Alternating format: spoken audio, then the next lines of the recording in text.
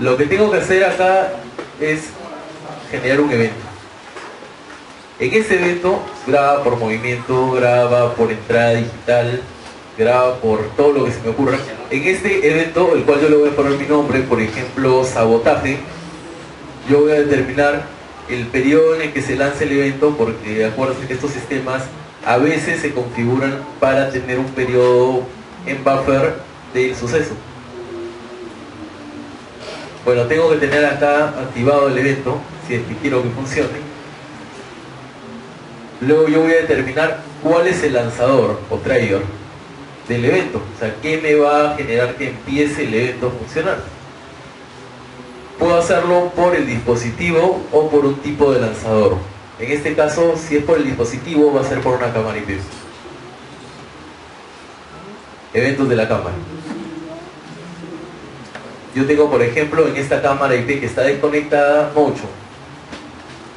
La cámara tiene el Motion activado y cuando hay Motion me avisa a mí de manera visual, pero en este caso a través del software lo puedo hacer para que, aparte de avisarme de manera visual con un Motion, tenga una acción. ¿Cuál acción? Puede tener múltiples acciones. Puedes enviarme un email a un correo de empresa, puedes empezar a hacer una grabación, puedes moverte a un punto de preset. En el caso, por ejemplo, que yo detecto un motion en una cámara de la entrada, yo puedo mover una PTZ con zoom para que me vea la entrada, porque tal vez la cámara que tengo en la entrada solo es VGA, quiero cubrir una puerta, ¿no? Como les dije antes, usar una megapíxel inmensa para cubrir una puerta no tiene mucha lógica. Entonces uso una cámara VGA simple para la puerta, de esas protegidas, 7330, 8330, y muevo mi preset, mi cámara con 36x de zoom hacia la puerta y que me haga un acercamiento. Es un preset. Puedo también, tengo salidas digitales. En varias de las cámaras que yo mostré tenían entradas y salidas digitales. Como les mencioné, algunas vienen con 2, 3 salidas y entradas digitales, por lo cual yo puedo también activar un evento de una salida digital. ¿Qué me sirve esto? Que si yo soy muy ingenioso y uso un relay, yo activo el relay, y el relay me puedo activar cualquier otra cosa, que puede ser una sirena, que puede ser luces, que pueden ser una entrada a algún lugar. Entonces mi cámara, como les digo, se convierte en un sistema que es realmente inteligente, que puede manejar no solo la grabación, sino puede manejar el determinar cómo grabar, puede manejar el estar al mando de manera inteligente de un sistema también de seguridad, que puede ser un panel, que puede ser una sirena para merodeadores. Entonces te puede mandar varias cosas. Yo puedo generar varios eventos sobre la misma cámara. O sea, con el motion de la cámara yo puedo decir, ya, ok, me generas una salida para una alarma, me generas una salida para que me envíes un correo, me generas una salida para otra cosa. Con el mismo motion. Yo lo único que hago es generar eventos, evento 1, evento 2, o el nombre que yo quiera ponerle. Ese evento que yo genero, puede ser una alarma, un correo, y a los dos simultáneos hacer la misma acción, pero uno con audio para suena una sirena y otro que llega a un correo. Me hacen una pregunta respecto a cómo trabajan esos sistemas. Como les repito, yo, en base a una sola acción, que es el motion de una cámara, puedo generar varios eventos, los cuales se activan simultáneamente. O sea, me puede enviar un correo o me puede enviar un mensaje al celular, mensaje corto al celular. Esto no es muy usado por los parámetros propios de los operadores. Acá tú no tienes mucha facilidad para usar los servidores de los operadores, entonces es un poco difícil. Pero si tuvieses esa facilidad, puedes enviar. En otros lados del planeta se puede. Yo particularmente con esta opción no he tenido pruebas, así que les mentiría, pero en otros lados sí se puede. La consulta consulta, las cámaras de JTG tienen audio bidireccional? Una buena pregunta respecto a las cámaras IP y el audio bidireccional. Tenemos modelos que manejan audio bidireccional. Tenemos modelos que no manejan audio bidireccional, que solo manejan unidireccional. Y tenemos modelos que, modelos activos que no manejan audio. Básicamente, como te repito, es importante que en el momento en el que yo diseñe, ¿por qué? Por el tema de que también un equipo con un audio bidireccional es más caro que un equipo sin audio. Entonces, que yo diseñe y determine bien lo que necesito. Necesito una cámara con 2 megapíxeles, necesito una cámara de día y noche, necesito una cámara con audio bidireccional, y entro en la página y lo veo. O si no, me voy a ventas y le digo, oye, quiero esto, pero yo ya sé lo que busco. Sí hay, y son usados. Hay como el IP8161 que yo mostré, que tenía una entrada en plus de 35 milímetros y una salida en plus de 35 milímetros. 35 milímetros como para usar esos parlantes de computadora, y 35 milímetros como para usar un micrófono, ¿no?, que tenga esa entrada. Un micrófono externo. Tiene micrófono interno, pero también puedo usar un micrófono externo. Es un tema que a veces pasa en lo que es diseño, ¿no? Yo tengo que pensar en todo. Cuando yo quiero escuchar al caballero que está atrás, si yo pongo un micrófono ambiental, toda la gente que está entre la cámara y el caballero de atrás va a hacer ruido para mí, porque yo no quiero escuchar a la gente que está acá, no quiero escucharlo al caballero de atrás. Por ende, si es que yo le subo el micro, el volumen, para que escuche al caballero de atrás, no van a ver el desastre que se arma, va a ser horrible. Entonces, cuando yo quiero usar el micrófono de la cámara interno, me va a dar un sonido ambiental. Cuando quiero que sea personalizado, porque mi cajera está allá conversando con mis clientes, le jalo una línea de micrófono y la pongo en la entrada de audio.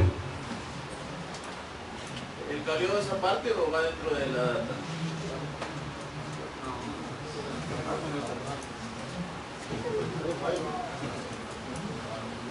¿Qué opina la gente respecto a la pregunta del cableado de la cámara?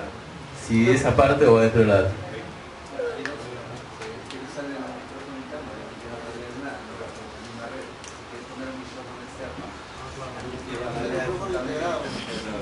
A ver, ¿podrías repetirme tu pregunta un poco más detallada?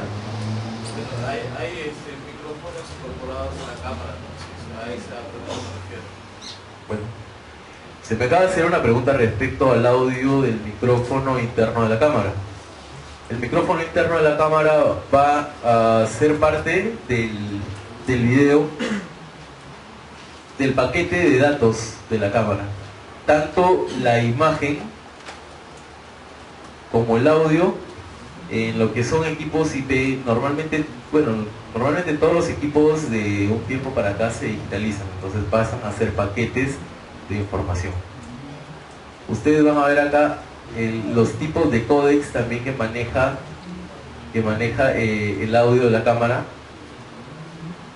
Tiene el AAC, es un muy buen códec, pero es de mucha compresión. Tengo el AMR, que es para GSM, o sea, celular, y tengo el G711, que es lo que sería el análogo del H264, o sea, es el códec más usado para audio digital. Hay varios códecs fuera de ese, hay el G721, hay el no recuerdo bien todos los Gs que hay, pero hay varios códecs de audio. En este caso la cámara solo maneja de manera interna esos 3 códecs, que son los principales, de cómo tú comprimes el audio. La recepción es análoga, no es un micrófono que te da una señal, y tú, a través del procesamiento de tu chip, de tu cámara IVOTEC, generas una compresión en esos formatos hechos para distintas cosas, ¿no? Formatos hechos para celular, formatos hechos para grabación local, de mayor compresión o de mayor calidad. Ahorita está en mute mi cámara, igual no tiene ninguna entrada de audio conectada, pero yo también podría conectarle audio. Puedo variar la potencia del micrófono, me permite ser muy versátil estos sistemas. Me permite configurar cada una de las cosas y como les repito, mientras yo tenga un mejor manejo y mientras yo le dé una solución a la medida a la persona que está pagando esos equipos que muchas veces son equipos caros, yo voy a también tener un cliente que me va a pagar lo que amerita. Si no, le voy a decir, ¿sabes qué? Prueba con cualquier equipo y con cualquier persona que te da cualquier cosa y me vas a llamar. Y en efecto, si me instalan a mí un equipo como lo repetía, tal vez muchos de ustedes pensaban que para ver una placa a 15 metros no necesitan una cámara de 5 megapíxeles. Y tal vez muchos hubieran dicho con una de 3 lo hago. Y tal vez muchos hubieran fracasado en el intento, porque tal vez no iban a ver esa placa y por ende el cliente no iba a poder cumplir, o ustedes no iban a poder cumplir con el cliente. Entonces el que conozcan esto les va a dar una ventaja respecto a la competencia. Las características del video, como les digo, la mayoría de cámaras de Ivotec ahora vienen con múltiples streaming, esta vez 4 streaming configurables, los cuales yo puedo determinar el tipo de códec que uso para la grabación o para la emisión de la señal transmisión, el tamaño del cuadro que yo voy a usar, los frames, esto que les voy a hacer una pregunta respecto a qué significa, y la tasa constante. Como les digo, yo puedo ponerlo por calidad, lo cual va a variar. Si es que me tapan el lente no voy a tener ningún dato, si es que es una imagen a todo color voy a tener muchos datos, va a variar la calidad, o puedo ponerlo de una manera constante, porque yo ya hice un cálculo y yo no quiero que mi cámara me bote más de 1 mega, porque así lo calculé en mi red y quiero que funcione así. Entonces también me permite tener la facilidad de decir, ya ok, lo pongo a 1 mega y me comprime las imágenes que reciba a esa capacidad.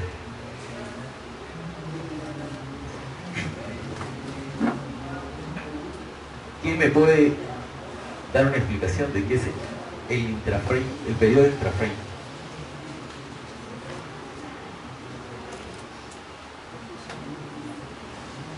¿Les ha pasado en algún momento que tienen una cámara que les da una imagen demasiado iluminada?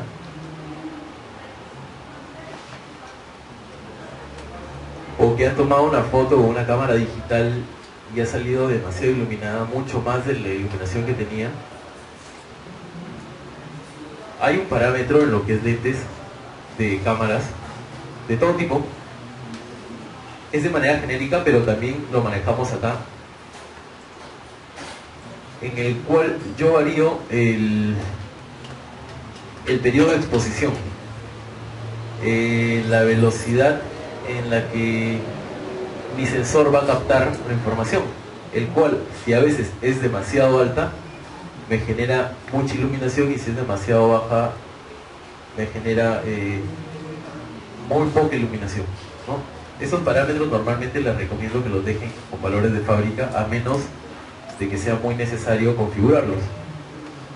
Igual yo para eso tengo la capacidad de configurar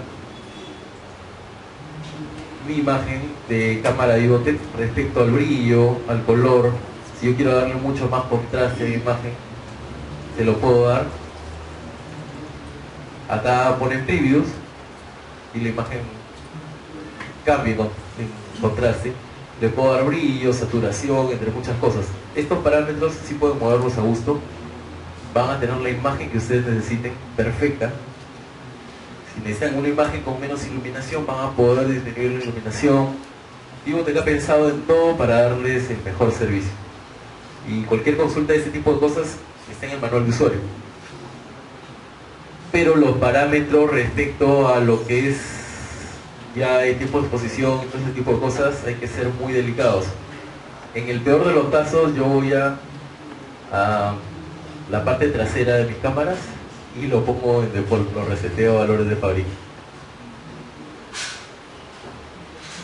Bueno, vamos a seguir con el ST7501 y todas las facilidades que me da.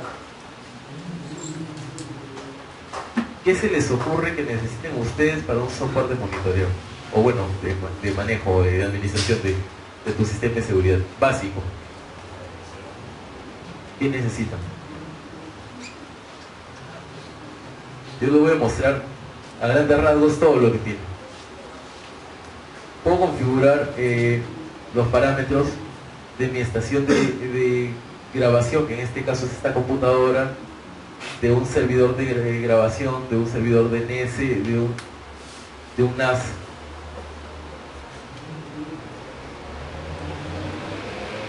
Tengo varios tipos de imágenes. El software es bastante amigable. En el momento en que yo necesite, también viene incorporado acá un link. En el momento en que necesite ver el playback, que es la aplicación para ver las grabaciones que he generado.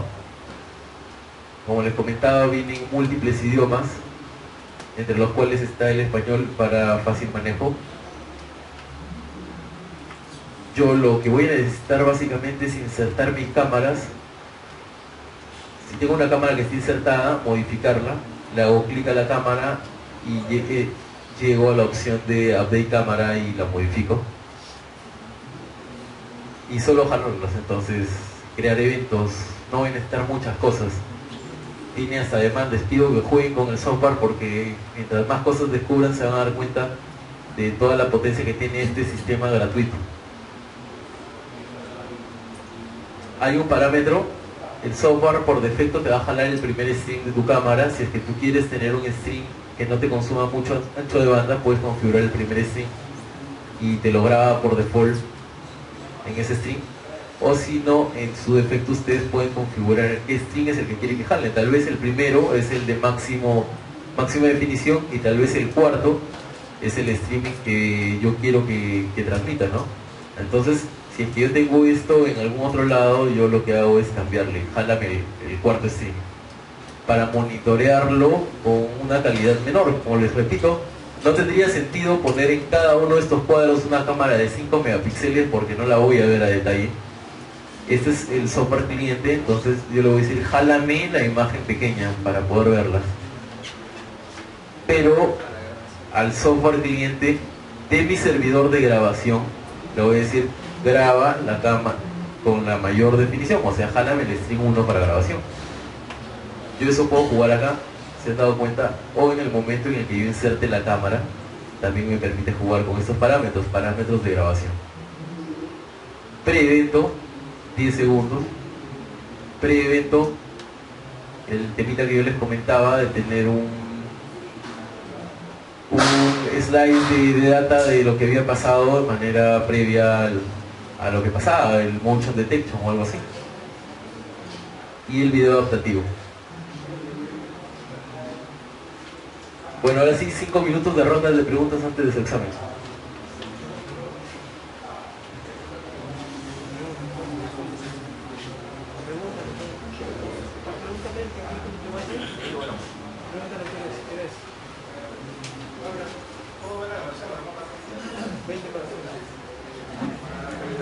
Sí, puedo ver. Acá hay una pregunta respecto a lo que es la grabación remota. Bueno, no la grabación remota, el poder ver de manera remota las grabaciones. El software va a instalar, básicamente se va a instalar en 3 partes. Y es un buen punto el que has tocado, porque quería explicar esto de la instalación. Va a instalarte el Live Client, que es la aplicación para administrar, para poder monitorear las cámaras. Te va a instalar la aplicación de playback, que es la aplicación que yo voy a usar para ver, para vigilar, y te va a instalar un server que normalmente usa SQL o una versión más barata de SQL, los dos muy útiles, y que es un dolor de cabeza muchas veces para las personas, porque cuando tú tienes instalado o has instalado mal el SQL o el Prestige SQL, te genera un error. Entonces hay que tener mucho cuidado. Si es que yo tengo instalado en una parte de los pasos, me va a decir clic aquí si es que ya tienes instalado en uno de los cuadritos activables. Tener cuidado con eso cuando me instala el software. Acá aparece el playback, el live client, El server nunca aparece, siempre se trabaja de manera interna para el archivo de video. Cuando yo quiero verificar de manera remota, lo que hago es entrar en el client. O sea, no todas las máquinas tienen que grabar los videos, sería una pérdida de espacio. Una sola computadora lo graba y yo lo acceso desde otras computadoras de manera remota.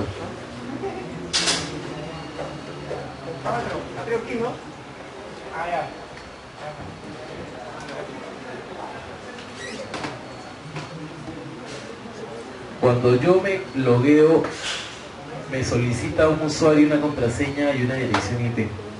Esa dirección IP es la dirección de mi servidor de grabación.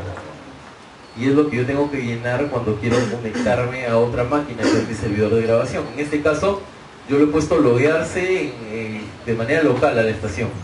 Porque yo tengo la grabación en mi propia máquina, entonces no necesito loguearme de otra manera. Pero si yo necesitara loguearme a la máquina del señor que está dentro de ese cuarto, porque las grabaciones están allá, lo que hago es ingresar acá la dirección IP.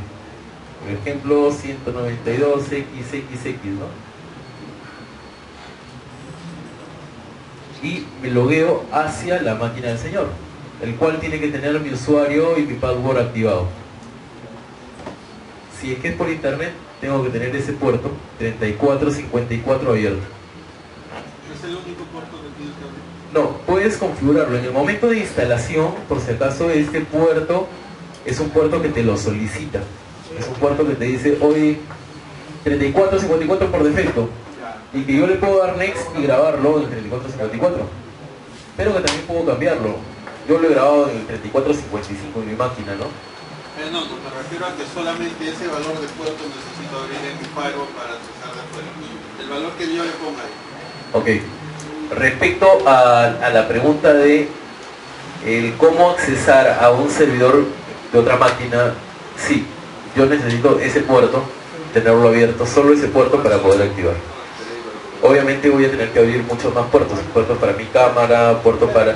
Hay un servicio que normalmente se instala en el 554 que es para visualización, el protocolo, el RSTP, para visualización en tiempo real, que trabajas, por ejemplo, con los BlackBerry, trabajas en ese protocolo para verlo en su navegador, a través del navegador. Entonces sí tengo que ir tomando nota de todo ese tipo de cosas, ¿no? Como les comenté temprano, me he demorado unos segundos en ingresar, más de lo que debería porque me había olvidado del puerto de la cámara. Entonces que no les pase a ustedes, ¿no?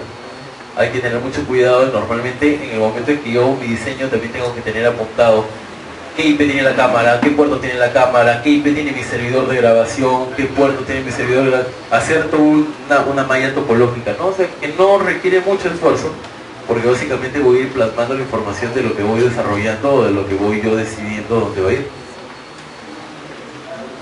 ¿Son puertos diferentes para cada cámara?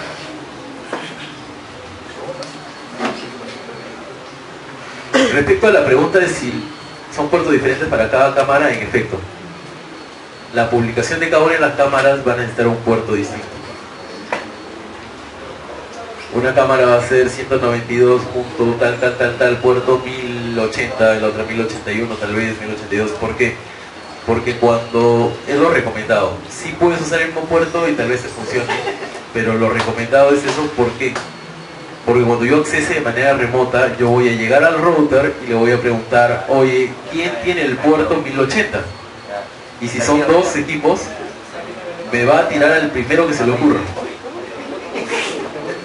Entonces, si yo acceso de manera remota y quiero jalar las dos cámaras para visualizarlas al mismo tiempo, una se va a prender, una se va a apagar, se prenden las dos, se apagan las dos, se prende una, o sea, no voy a tener una imagen constante. Decido simplemente ponerle un puerto distinto a cada una de las cámaras. Dentro de mi propia red también me genera una colisión de paquetes porque están trabajando a través del mismo puerto. Y también va a pasar lo mismo, yo voy a poner punto 50, dos puntos 1080 y me va a botar el punto 70 que también tiene el mismo puerto.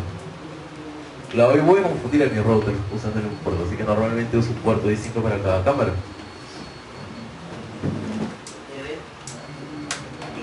Si no puedo instalar el SQL, no funciona el sistema, o sea, no voy a poder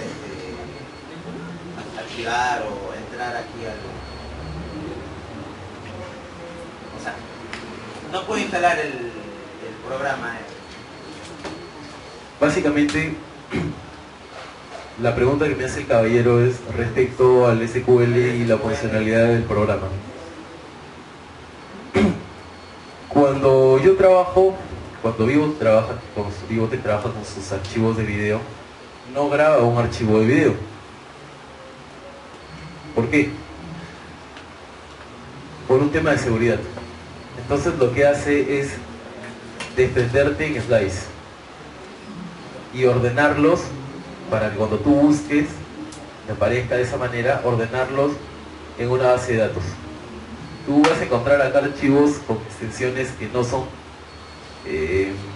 MP4 o eso, sino lo vas a encontrar con otro tipo, no por el 3GPP, sino yo voy a grabarlos no en AVI ni en MP4, sino lo voy a grabar en Slice. Voy a tener un archivo ligado a otro archivo para hacer la indexación, y por eso es importante que se grabe el server.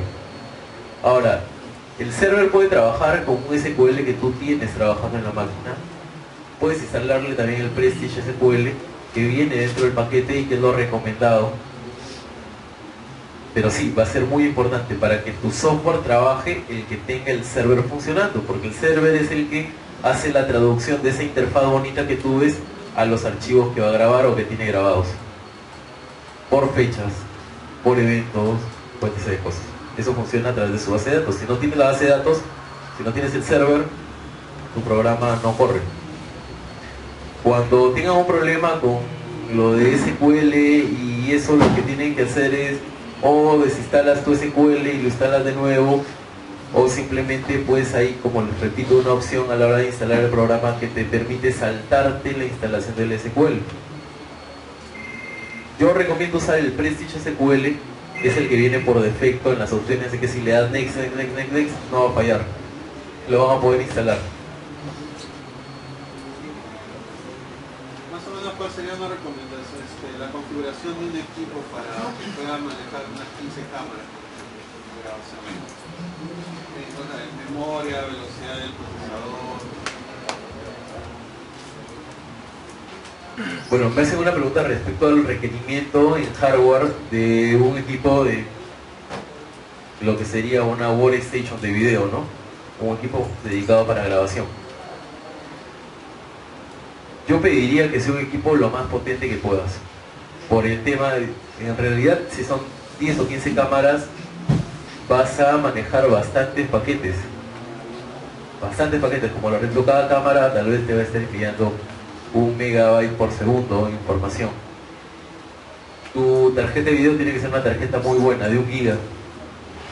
Con unos 4 gigas de RAM también sería factible trabajar.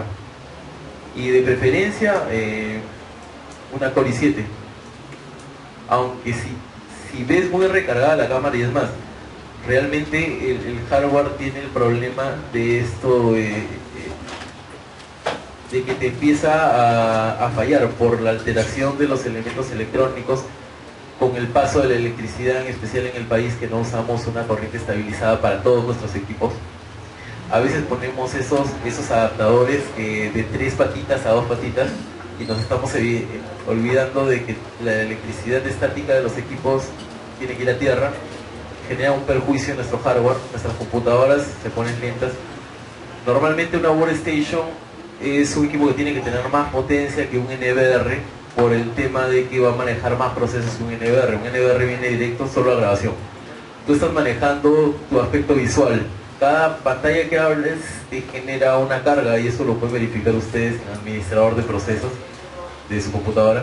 Te genera una carga cada proceso que tú tienes, la hora y todo ese tipo de cosas, porque es una máquina muy versátil. Una computadora está hecho para varios tipos de aplicaciones. Por eso yo prefiero recomendar el trabajo con un NVR. Un NVR, como van a ver en la próxima charla, si es que vienen, de la marca QNAP, maneja una plataforma en Linux, la cual no va a tener tanto problema con lo que es virus como si tú tienes una máquina en Windows. Viene solo dedicada para grabación de video. solo dedicado para grabación de video, no vas a abrir archivos de fotos, no vas a ver correo, ese tipo de cosas, entonces por ende toda su capacidad va a estar ligada solo a capturar el video y grabarlo. Viene con el suficiente consumo eléctrico. Nosotros en una computadora estamos hablando de alto consumo eléctrico. En un equipo de esos pequeños, como les decía la vez pasada, ¿no? Estábamos haciendo una comparación sobre equipos y yo decía un video servidor que también te graba de manera local igual que una cámara, tiene un consumo de 4 o 5 watts. ¿Cuánto es el consumo de una computadora? 600 watts. O sea, estamos hablando de un nivel de consumo muchísimo mayor. Es importante. Viene casi sellada para trabajar directamente sin mucho ingreso de polvo, y eso que es una de las particularidades que nos pasan en los PCs, ¿no? Y entre otras cosas, yo prefiero trabajar con eso. Ahora, si tú vas a adquirir una workstation, como te digo, que sea lo más potente, porque el video no son datos livianos, el video no son archivos que tú pasas de correo de 10 kilobytes, de 50 kilobytes, de 100 kilobytes, sino normalmente son archivos muy grandes, en especial si el video es rico, porque las cámaras IP justo están hechas para eso, para darte un video de mayor calidad, más grande, ¿no? Que te permita tener más detalle. Y como lo repito siempre, cuando hablamos de un tema de seguridad, igual que cuando hablamos tal vez de un tema de salud, a veces hay que darnos la libertad de gastar. Es mejor tener un sistema que sea muy estable, que funcione muy bien, a querer trabajar con el mínimo presupuesto. Bueno, siendo casi las 11, les agradezco por haber venido. Estamos en el proceso de colgar los archivos de la primera charla y de esta segunda charla. Voy a colgar más información respecto a la temática de lo que habíamos visto, de los cálculos físicos para mi sistema de seguridad, y también los cálculos de ancho de banda y eso que está colgado en el FTP, las herramientas. Los invito a seguir entrando a la página y por favor, está mi correo apuntado. Ya saben que cualquier consulta, porque no vamos a terminar de adaptar todas las consultas el día de hoy, sería imposible, la pueden hacer al correo. Yo voy a estar muy al pendiente para intentar responderles. Me disculpo nuevamente por la mañana que los hemos tenido esperando un poco, y espero que estén al pendiente de las charlas. Saben que se están transmitiendo por internet. Pasen por favor con la señorita Eugenia por delante apuntando su nombre, para poderles enviar una información más personalizada. Muchas gracias.